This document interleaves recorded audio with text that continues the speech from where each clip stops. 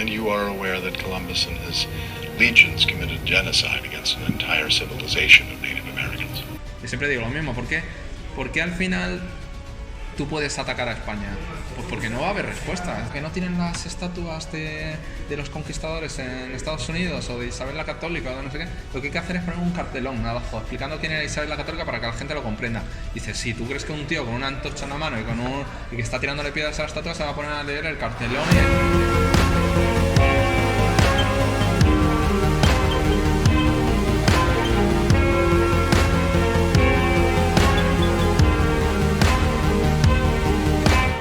Bueno, y bienvenidos un día más a Trincheras Ocultas. Espero que vierais, ¿no?, la primera parte con César Cervera, y si no lo habéis visto os voy a dejar por aquí el vídeo, por si hay algún que otro todavía despistado que haya venido aquí primero a la segunda parte. Recordad que la primera es un poco más histórica, que en la leyenda negra para César Cervera, los hispanistas, un montón de cosas súper interesantes para el canal, y por eso traemos ya la segunda parte aquí. ¿Qué vamos a ver? Pues algo más actual, ¿no? Por ejemplo, las estatuas macilladas en Estados Unidos, las declaraciones de López Obrador y muchas cosas más. Por ejemplo, las series que hay, las películas, cómo se está tocando desde el plano de la ficción la historia de España, que esto luego pues genera polémicas. Así que yo creo que es un vídeo muy interesante, que se ha distribuido muy bien.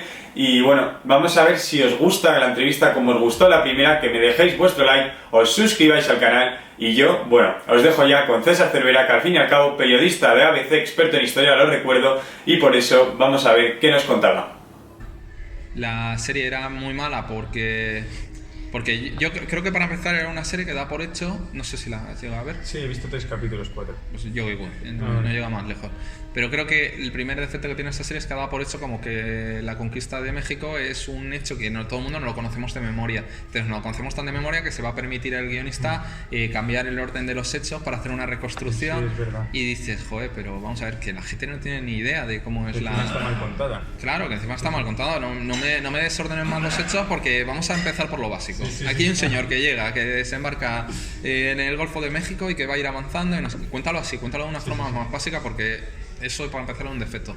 Pero luego creo que tiene un esfuerzo en varias cosas en plan de buscar fidelidad. Por ejemplo, el vestuario es horrible, claro. Sí. Pero, por ejemplo, eso de que constantemente siempre hay indios con los españoles, esa proporción de indios, hay mujeres entre los españoles. No recuerdo ahora mismo si también había personas negras y tal entre los españoles, pero bueno, quiero decir, esa variedad racial que acompañaba a los españoles, eso creo que le añade bastante. Y luego el hecho de que creo que también la serie le ponía cierto énfasis a que, bueno, pues que te das cuenta de que la motivación no solamente es el oro. O sea, eso es uno de los grandes tópicos de la leyenda negra, y es que los españoles iban a América con un afán de conseguir oro y que era su única motivación. Dice, bueno, cualquier persona que se lea crónicas de América, de los conquistadores, o que conozca las biografías de los conquistadores, te das cuenta que es absurdo, que eso no explica todo. O sea, claro que explica una parte muy importante. El dinero ha sido universal en todos los periodos históricos, pero no explica todo. Por ejemplo, no explica que cabeza de vaca, un tío que es un hidalgo acomodado en España, bueno, tirando más que hidalgo, tirando a noble media, de la nobleza media, que tiene la vida resuelta, que es un hombre culto, que ha estado combatiendo en Italia, que se empeña en irse a la Florida a buscar una serie de tesoros imprecisos y indeterminados y tal. Y tampoco explica que después de estar, no sé exactamente, no sé si eran 10 años fuera de la península ibérica, habiendo sido esclavizado por los indios y tal, no explica que el tío vuelva a España y todavía le queden ganas de volver a Paraguay. Dices, joder, pero que es todo por el oro, pues también en Paraguay hay mucho oro. No, básicamente es que hay muchísimas más motivaciones. Por ejemplo, te tienes que poner en la cabeza de esos conquistadores, en el sentido de, por ejemplo, pues hay una cosa que en esa época que están volviendo desde el Renacimiento, están volviendo las épicas de la antigüedad, las hazañas de la antigüedad, de Julio César, de Alejandro Magno, están volviendo a la actualidad, ¿no? A su época, ¿no? Están apareciendo en obras de teatro, entonces ellos se inundan un poco de esas aventuras. Ellos quieren ser Alejandro Magno, quieren ser Julio César. Y entonces eso también explica un poco Y entonces yo creo que la serie de Hernán Cortés, en eso creo que hace un mínimo esfuerzo por darle una motivación más allá. También es muy importante el tema religioso. Es que son sociedades que no se comprenden sin la religión. Eso es verdad. Entonces, claro, es que hoy en día lo vemos... Es como esto de meter, que hay algunas novelas históricas que meten a un clérigo ateo en el siglo XVI o siglo XV. ver, que hay cosas que son imposibles Y de por hecho la en mentalidad. esto ya has tenido algún que otro problema, porque películas o series, no sé exactamente si era una serie inglesa, de repente saca como que en la corte hay variedad de razas y tal, y tú te metiste en una polémica Sí. diciendo que es que están engañando a la población, ¿no? Están intentando blanquear todo el rato. No, a ver, yo en el fondo lo que hay que reconocer es que es ficción. Y cuando haces una ficción, tú puedes convertir eso en Juego de Tronos si te da la gana. O sea, puedes meter un dragón, puede aparecer detrás de toda la corte lleno de negros y de chinos, puede aparecer un dragón Pero le detrás tienes que decir que y tú es te ficción. tienes... Es que al final eso es tratar un poco al público como un tonto. Pero, ¿y el público tú crees que se da cuenta de Claro, que el es ficción? público, a ver, es que yo considero que tampoco puedes combatir nada de eso. Es decir, hay cosas que si tú tienes que rebajarte tanto de explicarle al público que está viendo una ficción y que no es un documental, ni es una cámara en el tiempo que está puesta Sí, ya veo. en el periodo de la regencia, es muy complicado explicarle eso y además el público le va a dar absolutamente igual, porque el público, si le pones un cartelón al principio de la película, no va a entender nada. Esto es como la gente que dice, es que para que no tienen las estatuas de los conquistadores en Estados Unidos o de Isabel la Católica o de no sé qué, lo que hay que hacer es poner un cartelón abajo explicando quién era Isabel la Católica para que la gente lo comprenda. Y dices, si tú crees que un tío con una antorcha en la mano y que está tirándole piedras a la estatua se va a poner a leer el cartelón y a decir, al final tienes que usar métodos más actualizados a los tiempos modernos. ¿Cuáles? Pues por ejemplo, pues en vez de hacer una serie tú que sí que te empeñes en que seas fiel y que la vendas como fiel y digas, mira, yo sí que te voy a contar cómo es la regencia. He mirado todo al milímetro, hemos consultado con historiadores. Voy a hacer un documental sobre la regencia que no sea el típico documental plomizo para la 2, sino que sea un documental que la gente se va a quedar enganchado y dice, ay, quiero saber más, parece esto una serie. Y esas cosas se están haciendo, quiero decir, no... Quiero decir, tú al final tienes que aceptar que la mayor parte del público se va a construir imágenes sobre el pasado por la ficción y a cambio, para contrarrestar eso lo único que puedes hacer es intentar usar para un público minoritario, porque igualmente el que va a ver un documental o que va a ver una serie, si es muy rígida y muy esto, va a ser un público minoritario. Pero bueno, te tienes que dirigir a él. El resto le tienes que volver a repetir lo de siempre. Oye, que es ficción esto. Porque es lo que yo me dedica en Twitter ese día todos los días. Claro. Oye, que es ficción, te lo recuerdo. Porque al final hay gente que se encaraba conmigo y me decía, no, es que el mestizaje sí que existía, porque fulanito, porque hubo un personaje que era del Congo. Digo, bueno, pero eso no convierte en un mestizaje. Pero es que de verdad hay gente que se cree que había un mestizaje, es decir, hay gente que se lo cree de verdad. Contra esa gente no puedes dedicarte a explicárselo, le puedes decir, por favor, lee. Vete a un documental y recuerda, esto es ficción. Pues no lo van a hacer eso. No, y no lo van a hacer, pero bueno, pero eso es la batalla de la cultura, de la política, de todo, y es que la gente pues se informa mínimamente y opina mucho y se construye sus opiniones en base a 4 conversaciones en un bar que ha habido. Quiere decir que al final no se puede hacer nada de eso. Lo que yo decía de los Bridgerton es que claro, ellos hacen ficción, a mí me da igual, que hagan lo que les dé la gana, pero lo que no tienen que olvidarse, o sea, lo que a mí me parece que es chocante es que justamente coincida esta ficción blanqueadora, que estás construyendo un pasado idílico y tal, fantasioso, sí, lo que tú quieras, es una ficción, vale, repito, pero estás construyendo eso a la vez que hay una sociedad que está demandando censurar producciones históricas, ficciones históricas que nos resultan desagradables a ojos actuales, pero que sin embargo representan mejor cómo era el pasado es decir, estoy hablando por ejemplo de lo que el viento se llevó. Es decir, estamos coincidiendo una época en la cual aparece una serie de los Bridgerton retratándote la regencia con un mestizaje racial de la leche, vamos, que insuperable, vamos, ni hoy en día en Inglaterra hay ese mestizaje como en la época de la regencia que te retratan los Bridgerton, y a la vez hay una sociedad que está diciendo, me siento ofendido por lo que el viento se llevó, porque representa una sociedad racista. Sí, pero es que representa una sociedad que esta sí que era real. Entonces, quiero decir, yo lo que he querido denunciar en Twitter haciendo ese comentario es lo paradigmático, el contrasentido de que justo estamos coincidiendo en una sociedad que está pidiendo reinventar el pasado por los dos lados. Primero, que le den ficciones que se adapten a su visión que tiene del pasado desde el presente, y a la vez que le quiten las que le resulta desagradable. Que le quiten Dumbo a los niños, porque claro, es que es un relato Dumbo que se construye en un momento, en un contexto determinado, y que en ese momento sirve para lo contrario. Dumbo sirve para retratar cómo son las minorías y cómo es una persona que está discriminada, que es el propio Dumbo. Sí. Y sin embargo, eso hoy en día le despojas el contexto y tú ahora lo que estás demandando es otra cosa. Lo que quieres es algo presentista. Vale. Quieres que todos en Dumbo sean de diferentes nacionalidades, porque si Claro. no, el niño no va a comprender nada. Ya, sí, está siendo muy fuerte todo esto. Vale, vamos a hacer una cosa. Como ahora te preparo una sección, pero te voy a decir rápidamente, porque me gustaría tocar el tema, por ejemplo, de las estatuas macías, que ya que me lo has tocado. Los indígenas en el momento de la independencia, ya sé que esto estamos hablando más del sur, se vieron desamparados y la gente piensa, joder, qué bien, porque eran los indígenas los que hicieron la independencia, que yo creo que es el sentimiento que tiene la mayoría de la población, y qué bien que de repente consiguieron libertad. Estamos hablando del sur, ¿no? Sí, del sur. Y luego también quiero que me lo puedas hilar, por favor, con Estados Unidos, cuando fue ahí en Imperio Anglosajón, y qué crees que le debe Estados Unidos, si le debe algo a España en el pasado hablando. Bueno, empezamos con lo de... Sí, bueno, con lo de Sudamérica. Bueno, Sudamérica o Hispanoamérica. Pues evidentemente, o sea, en esa época, en la época en la que se produce la guerra de emancipación, la nomenclatura que se usa en ese momento entre los que quieren la independencia y los que no quieren la independencia son españoles de América y españoles de Europa. O sea, vamos a partir del hecho de que son todos españoles y son todos descendientes de los conquistadores. Quiere decir, que luego esos españoles de América, los famosos criollos, se inventen un relato donde ellos es que se habían sido muy marginados y ellos en nombre del pueblo, en nombre de los pueblos indígenas han hecho la rebelión, que de hecho lo hacen en nombre, o sea, tú ves en toda la propaganda de los criollos, en toda la propaganda de Bolívar, pues todo se hace en nombre de los descendientes de los incas, de los descendientes de los aztecas y demás, pero es todo mentira, porque los indios no tienen contacto prácticamente con los indios. De hecho, en la batalla, creo que es, no voy a decir bien la batalla, en la batalla determinante Ayacucho, creo que es, no te lo voy a decir bien.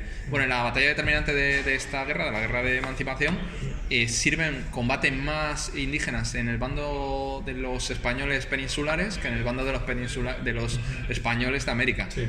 Quiere decir, bueno, que ves que en realidad los indios en esa guerra, en realidad es una guerra donde la población, o sea, el gran núcleo de la población le trajo bastante al pairo. O sea, esto fue una guerra un poco entre élites y de hecho lo puedes ver con una serie de ejércitos muy minoritarios. Es decir, las grandes batallas que se producen en la guerra son batallas muy pequeñitas. Es decir, dices, no sé exactamente la cifra. Imagínate, pues a lo mejor es una batalla de las más determinantes de 20.000 contra 15.000 o de 20.000 contra... Es decir, que son dimensiones muy, muy pequeñitas. Es una guerra que en general a la población civil, bueno, pues no eran asuntos que le preocupaban de forma directa, eran asuntos que le preocupaban a las élites, ¿no? A estas élites criollas que querían más poder o que querían estos descendientes de conquistadores, hay que decirlo directamente, los descendientes de conquistadores que hicieron esta guerra. Entonces, bueno, realmente los indígenas son un personaje que aparece en la propaganda, que se hace todo en nombre de los indígenas, pero que es todo lo contrario. Cuando termina la guerra de estas guerras, pues Bolívar es el primero que le da bastante igual los derechos de los indígenas, porque además le sobran para la construcción del Estado que él tiene en mente. Él tiene en ese momento un Estado liberal que no tiene nada que ver con que es muy incompatible, por ejemplo, con las repúblicas de indios, que eran muy útiles para los indios. Los indios al final lo que vivían era una especie de burbuja cerrada donde tenían sus propias leyes, donde no entraba nadie, donde no entraban las leyes del resto del país. Claro, eso para Bolívar, que está intentando unificar, que está intentando combatir contra la fragmentación, pues le va mal, y él considera que lo mejor es la igualdad entre todos. Bueno, si tú coges a una persona que está en una situación de posible marginación, como es el caso de los indios, y lo igualas a los demás, lo que haces es que le dejas en el suelo, le dices, vale, vuestras tierras, ahora todas las tierras van a ser de todos, así que las vamos a repartir a partir de ahora. No, déjales sus propias tierras, porque quiere decir que al final destruyó todos los mecanismos que habían servido durante varios siglos para mantener a los indios en ciertas protecciones, lo que se llama las repúblicas. Y al final esto va también en consonancia con la expulsión de los judíos unas décadas antes. O sea, se destruyen todos los mecanismos que habían servido para mantener estable la población indígena y para que ellos incluso desarrollaran o salvaguardaran sus culturas. De hecho, desde que se produjo la independencia, por ejemplo, yo tengo datos de que he hecho algún artículo del caso de México. Desde que se produjo la independencia hasta el día de hoy no ha dejado de disminuir la población indígena en México. Cada año ha ido bajando más y cada vez hay menos indios en México. Es decir, la demostración de que les fue mal la independencia está en las estadísticas. Y luego, ¿Estados Unidos tú qué crees que le debe algo a España del pasado? O porque en el momento en el que están mancillando las estatuas es que se piensan que no deben. Bueno, y llegamos al ecuador de la entrevista y por favor os voy a pedir que si os está gustando el vídeo le dejéis un buen like, también que os suscribáis al canal y, como no, activar esa campanita por si algún día traigo otra entrevista, que la próxima semana voy a traer algo muy interesante, un cuestionario que le realicé a un escritor bastante prestigioso sobre este tema. Lo traeré por el canal y si activáis la campanita lo vais a ver al instante. Además, la entrevista, como estamos viendo, en este momento está tocando un poco la situación de los indígenas, ¿no?, tras la guerra de la independencia, algo que es muy interesante de tocar porque mucha gente se piensa que en ese momento los criollos, que eran españoles, se independizaron y ayudándose, como ha comentado César Cervera, de los indígenas para liberar a estos pueblos oprimidos. Pero es que, al fin y al cabo, la gente que no ha leído sobre todo los libros de historia se da cuenta de estas cosas rápido y dice, pues compra rápidamente el mensaje político que le llega seguramente desde las élites. La cosa es que en el momento en el que te pones a indagar te das cuenta, incluso si lo comparas con el Imperio anglosajón, que España no tiene por qué mirar el pasado con tanta tristeza, ¿no?, como se está mirando últimamente, aunque hay que decirlo, gente como César Cervera, que ha escrito libros que luego voy a nombrar cuáles son, están contribuyendo para que la historia de España sea más fehaciente y la gente la pueda conocer mejor. A ver, yo creo que en el caso de Estados Unidos, cuando se crea Estados Unidos, ellos también se crean con una mentalidad muy anticolonial. Muy anticolonial en el contexto de la época, en el contexto de una época donde sí que estaban empezando a existir el colonialismo que vamos a conocer en el siglo XIX, siglo XX, de pues un colonialismo donde hay una serie de colonias que se exprimen y se le manda todo a la metrópoli. Y entonces Estados Unidos, por el hecho de haberse enfrentado al gran colonizador de la época, que es Inglaterra, pues ellos nacen con una vocación de intentar no ser colonia, no tener. De hecho, prácticamente Estados Unidos no ha tenido colonias en su historia. Me parece que es el caso de Filipinas, no sin reconocerlo, pero bueno, tiene una relación un poco de colonia. El caso de Filipinas, el caso de Puerto Rico, el caso de Hawái, el caso de Cuba, de forma temporal, pero en general Estados Unidos siempre intenta evitar tener colonias por eso, porque está en su propio ADN. Y entonces, en ese sentido, es muy curioso, pero durante bastante tiempo en Estados Unidos un ejemplo a seguir había sido estos virreinatos españoles, es decir, la estructura que tiene Estados Unidos de crear estados un poco independientes entre sí, pero vinculados con una especie de federación de estados, es muy española, en verdad. Ellos tienen una mentalidad a la hora de expandirse al oeste de Estados Unidos, o sea, de lo que es Estados Unidos, que es muy parecida a lo que es España. Y luego además eso se junta con el hecho de que ellos se están encontrando con los mismos retos que se han encontrado los conquistadores en California, en México, en Texas y tal, y entonces ellos mismos tienen esa reacción de sentir admiración por los conquistadores españoles. Y hay muchos personajes, muchos autores en Estados Unidos a lo largo de los siglos que han sentido admiración hacia estos conquistadores. Es decir, la relación que está existiendo hoy en día, que parece que se están cada vez revolviendo más contra la cultura española, el legado español, es una cosa bastante reciente. Eso es bastante curioso. Que la primera pregunta que habría que hacerse es ¿por qué están las estatuas allí? Estas estatuas que están tirando, bueno, porque ha habido diferentes generaciones, diferentes corrientes históricas que sí que han admirado a Estados Unidos hasta a España como un ejemplo tanto a seguir, como en el ejemplo de cómo estructurarse en virreinatos, cómo estructurarse en diferentes estados, como el hecho de la admiración de decir, joder, vaya gestas que han hecho esta gente, cabeza de vaca. Hernández Soto, el otro día estaba leyendo que Hernando Soto tenía una marca de coches, no sé si era, la marca de coches más típica, no era Ford, pero era una marca de Estados Unidos así típica de toda la vida, que había tenido su propia serie de vehículos de Hernando de Soto. Es decir, que claro, que en la historia de Estados Unidos ha habido otros periodos. Ahora mismo justamente estamos en un momento de revisionismo donde le está tocando a todas las partes, le está tocando también al legado anglosajón y al legado sureño, ¿no? Le está tocando a todo. Lo que pasa es que, claro, los que más están sintiendo el golpe son los que siempre están en el eslabón más débil, que los que no tienen quien los defienda. Yo siempre digo lo mismo, ¿por qué? Porque al final tú puedes atacar a España, pues porque no va a haber respuesta. Es decir, si tú eres el presidente de México y mañana tienes unos datos de paro o de economía terribles y dices, joder, a ver qué puedo hacer yo para lanzar una bomba de humo que no tenga ninguna consecuencia. Si tú te metieras contra Estados Unidos, te metes contra Trump y dices, es que la culpa es de Estados Unidos, que nos ha robado todo nuestro territorio, que nos robó el 80% de nuestro territorio original a México. Pues te montas un pifostio con un Trump y Trump le pone una frontera todavía más dura y le pone sanciones y hay una respuesta diplomática desproporcionada y entonces pues López Obrador pues lo lleva fatal y es un dolor de cabeza tremendo. Se hace lo mismo con España y dices que los españoles tienen que pedir perdón por lo que pasó hace 500 años y ves que en España no hay una respuesta, que como mucho hay respuesta a algún partido político que hace algún comentario y tal, pero que no hay una respuesta contundente diplomáticamente, ni económicamente, ni comercialmente, y dices, bueno, pues ya está. Ya se ha terminado la polémica, él le ha servido en clave nacional, en clave de política nacional, ha funcionado de puta madre, pero en clave de reacción no ha habido ningún tipo de reacción. Sí. Esa es la explicación de por qué un país que es hermano culturalmente y económicamente vinculante, que somos socios, bueno, que pertenecemos a círculos económicos idénticos, ¿no? ¿Por qué te puedes permitir tirarle una piedra a España? Pues porque no hay respuesta. Entonces funciona fenomenal, ¿no? Yo si fuera de cualquier país del mundo, pues de vez en cuando, si tuviera algún problema, le tiraba a España el problema. Claro. Que es lo que hacen muchos países, vamos.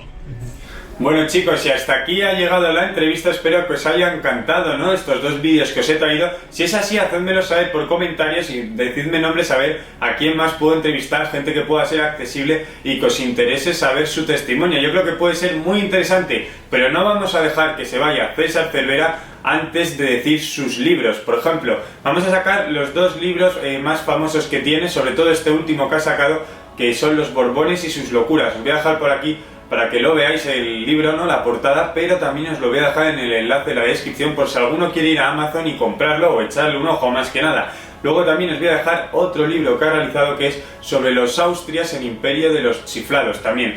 Os lo voy a dejar todo, creo que vale ahora 10 euros incluso en la edición de bolsillo.